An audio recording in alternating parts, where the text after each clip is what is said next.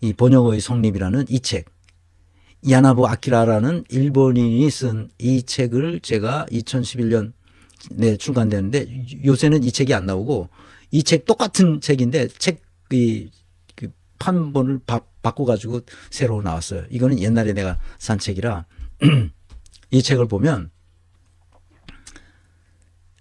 그러니까 에도 막부, 일본의 그 에도 막부, 도쿄에서 지금 그 동경에 있는 그 에도, 그 동경이 옛날 일본 말로는 에도였어요. 그 에도 막부에서 전국을 통일하고 에도 막부가 거기 섰는데 에도 막부 말기, 그러니까 19세기 중엽 어간 이때 에도 막부가 말기가 되고 메이지 유신이 일어나지 않습니까? 1868년인가? 하여튼 1860년대 그 이 메이지 유신이 일어나는데 우리보다 한 50년 전에 우리는 갑오 경장이 1894년인가 갑오 경장이 있었지만 얘네들은 1860년대에 메이지 유신이 일어나서 서양 분별이 막 물밀듯이 들어오잖아요.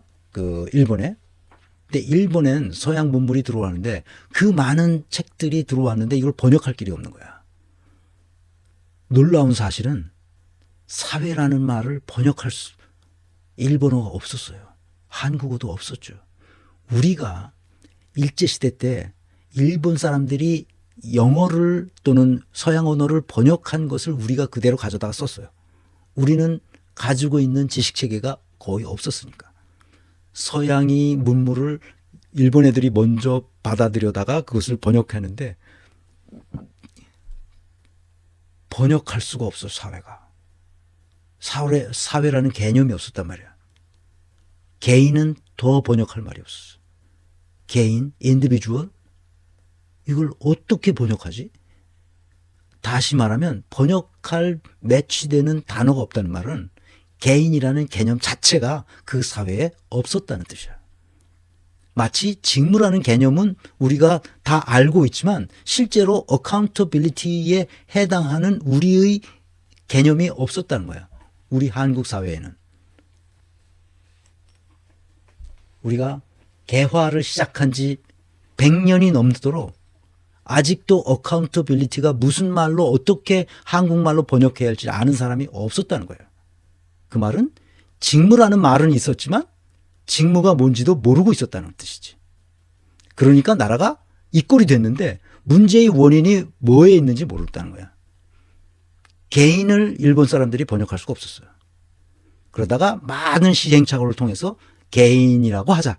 이렇게 정립됐고 그것을 우리가 받아들인 거죠.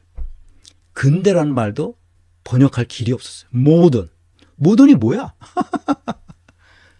역사의식이 없었다는 뜻이야, 이게. 존재라는 말도 번역할 길이 없었어요. 우리 동양 철학엔 그래서 존재론이라는 철학 체계를 갖고 있지 않습니다. 놀랍죠. 그런데 우리는 이 농업을 했기 때문에 더 그래요. 그런데 상업을 하는 사람들에게는 존재라는 게 굉장히 중요합니다. 그래서 서양 철학은 항상 존재론에서부터 시작합니다. 존재한다는 것이 무엇인지를 철학적으로 정립해야 됩니다. 왜? 상업을 하기 때문에. 상업은 서로 상호 거래를 통해서 있잖아. 그 거래가 확실한 물건이 존재하는지를 확인해 줘야 돼요. 그래서 존재론이 시작되는 겁니다. 별거 아닌 거예요. 자연? 자연은 그냥 있는 거 아니야? 자연이란 단어가 없었어요. 네이처라는 말은 서양 사람들이 만든 거를 우리가 어떻게 번역해야 할 줄 몰라서 네이처라는 개념 자체가 없었으니까 자연이라는 개념 자체가 없었으니까 그래서 자연 스스로 그러한 것이라는 그 옛날 고전에 나와서 자자를 따고 연자를 따서 스스로 그러한 것. 그래서 자연이라는 말이에요. 네이처.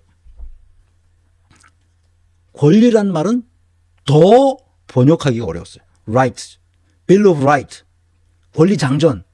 right가 뭐야? 권리? 권리란 말은 개인이 가지고 있는 게 아니라 파워라고 생각했어요. right는 파워였어요. right가 법이기도 하고 옳은 것이기도 하고 권리이기도 하잖아요. 그런데 우리 한국 사람들은 그것이 그 권력이라고 생각을 했었던 것 같아요. 권리와 권력은 전혀 다른 거죠. 권리를 해석할 길이 없었어요. 개념이 없었다는 뜻이에요. 그래서 내가 찾아야 할 권리가 뭔지, 내가 행사할 수 있는 권리가 어디까지인지에 대한 개념이 한국 사회에서도 일본 사회에서도 없었다는 뜻입니다. 마지막으로 한번 봅시다. 더 많이 있는데 요 몇 개만 더 황당무계한 것은 영어의 liberty 또는 freedom 이런 말을 일본 사람들이 번역을 할 수가 없었어요. 이게 뭐지? 자유? 그런데 네덜란드 상인들이 와서 교육을 하자고 그러잖아. 근데 네덜란드 상인들이 쓴 네덜란드어의 그 자유란 말이 들어갔던 모양이에요. 근데 어떤 사람이 번역을 했는데 거기 뭐라고 번역했냐면 제멋대로라는 뜻으로 썼어요. 제멋대로. 자유는 제멋대로다. 사람들이 충격을 받은 거야. 네덜란드 상인들이 와가지고는 제멋대로 일본을 약탈하려고 하는구나 이렇게 생각한 거야. 일본 사람들이. 그래서 저놈들이 못 들어오게 막아야 된다 이렇게 써 있어. 그러니까 얼마나 이 동양이 낙후되었는지 알겠죠. 자유가 뭔지 권리가 뭔지 존재라는 게 뭔지 자연 근대 개인 사회 이런 말 자체가 없단 말이야. 근데 아직까지도 계몽되지 않은 게 뭐야? 직무의 개념이 없대도 직무는 명시화되어 있어야 돼요. 명시화되어 있는 게 없잖아 어디에도. 독일은 가장 힘 있는 사람이 연방 총리잖아. 연방 총리는 딱 기본법 65조에 딱 4문장으로 연방 총리가 해야 할 일이 무엇이다 써 있어. 그게 뭐야? 직무 기술서야. 그거를 제일 권한이 많은 사람들에게 딱 어떻게 하라고 가이드라인을 딱 줬잖아. 그러니까 그 가이드라인에 대해서 책임지라는 말이 4문장 중에 2번이나 나옵니다. 책임져라. 책임진다. 직무는 책임지는 거예요. 무슨 책임? 성과를 창출할 책임, 성과를 완수할 책임. 그런데 우린 책임이 없어요. 개념이 없단 말이에요. 개념이. 이 얘기를 내가 언제서부터 했냐? 33강에서부터 36강, 115강 문재인과 허가받은 범죄 집단. 문재인은 왜 자기가 해야 할 일을 하겠다고 해놓고도 책임을 지지 않는가? 문재인 왜 검찰개혁에 실패했는가? 직무 개념 중요성을 내가 작년 5월 달에 오프라인 강의에서도 했어요. 그 다음에 또 한 번 투명하게 더 투명하게 인사조직 관점에서의 직무란 무엇인지를 다시 한번 강의했습니다. 가을 오프라인 강의 때 내가 한이 맺힌 거예요. 한국인들은 직무 개념이 없기 때문에 나라가 이 꼴로 추락하고 있다는 것을 알고 있기 때문에 내가 이 강의를 반드시 해야 되겠다. 이놈 똑같은 놈들입니다. 윤석열과 한덕수 거짓말에서 시작해요.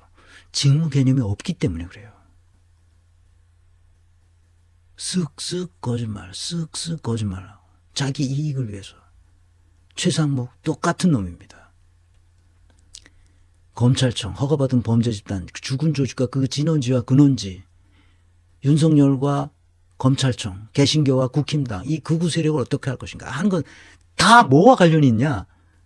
각자 고위 공직자들이 자기 직무에서 무엇을 해야 되고 무엇을 할 수 있고 무엇을 하면 안 되는지에 대한 명시화된 문서조차 없다는 거야.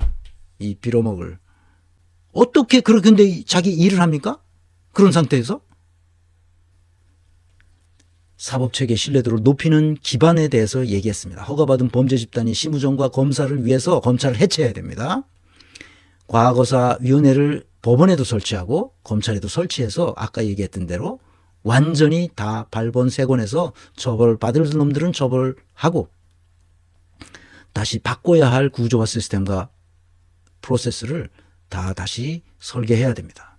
그리고 각자 맡은 직무의 어카운터빌리티를 정해줘야 됩니다. 아시겠죠? 신뢰도를 높이는 방법은 법 왜곡죄를 신설하고 형법에다가 사건 조작죄를 신설하고 공소시효, 소멸시효를 배제해야 됩니다. 민주당에 바랍니다. 지규현, 최상목, 심우정, 이진동은 탄핵해도 됩니다. 지규현은 판사라서 탄핵하는 게 껄끄러울 수도 있는데 한번 본때를 보여줘야 됩니다. 왜냐? 국민을 놀라게 했기 때문이에요. 놀라게 하면 파면된다는 것을 명확히 알려줄 필요가 있습니다. 거짓말과 위헌 위법한 상태를 바로잡는 것에 주저하지 말아야 합니다. 민주당 국회의원들은 이 사실을 명심하기 바랍니다. 다음 정부는 인사제도 혁명적 변화가 필요합니다. 반드시 직무 설계에서부터 시작하고 그 직무에 적합한 인재가 그 직무를 맡도록 해야 되고 나아가서 그 직무들이 상호 어떻게 연결되어서 국가 전체가 네트워크화된 상태로 운영될 수 있도록 누구도 지시하고 명령하고 통제하고 억압하고 착취하지 못하도록 만들어야 됩니다. 그러면 일하는 시간이 확 줄어도 됩니다. 다음 시간에는 부패한 법원, 이 법원이 부패했다는 건 무슨 뜻인가?